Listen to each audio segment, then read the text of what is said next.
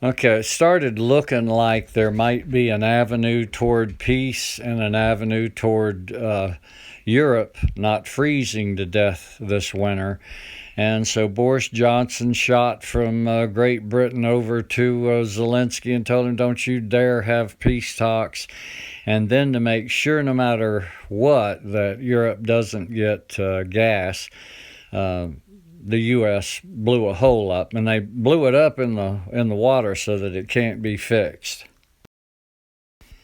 Kind of comical. First they said Russia did it. Then they said we don't know who did it. Now they just call it a leak. It all comes in threes. Now, Big Pharma made a ton of money off of COVID. It's Exxon and the military-industrial complex's turn.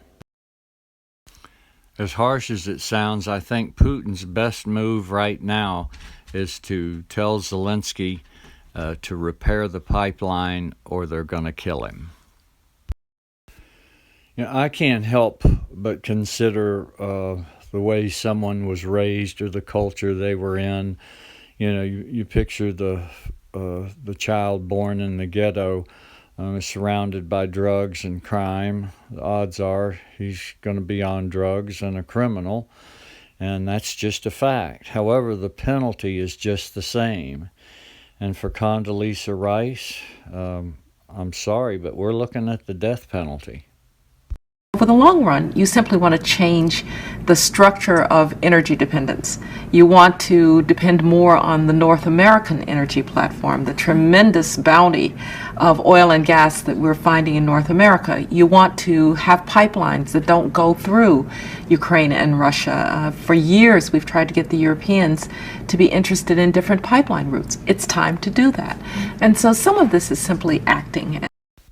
It's time to do that. And some of this is simply acting. All the world's a stage, and we are merely actors. She fails to realize that there are penalties for the acting. And she doesn't care how many people die in Ukraine, how many die in Russia, how many die in the United States, how many die at Stanford. Do as we say or you die. That is the definition of a war crime. You know, this little fart was set up perfectly for peace talks with Russia, and he got instructions, don't even think about it. You know, Boris Johnson made a trip in person over to Ukraine. Don't even talk about peace.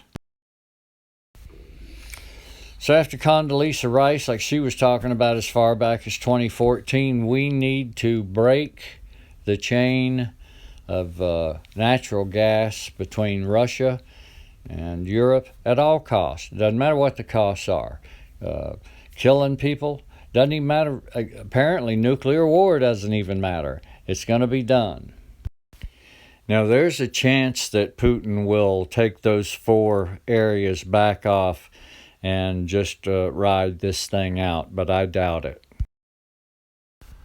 Like Smedley Butler said, this is never about freedom and democracy. We are not spreading freedom and democracy. This is about the military-industrial complex making hordes and hordes of money. This is about throwing $80 billion of untraceable money over to, over to Ukraine, and it ending up in the pockets we want them to. This is about Exxon taking over the gas to Europe. What it scares me the worst is they've called Putin a war criminal, never mind Bush and Cheney. But that leaves Putin in the same position that Saddam Hussein was in. If he loses this war, he's in a noose. So what would keep him from going nuclear now?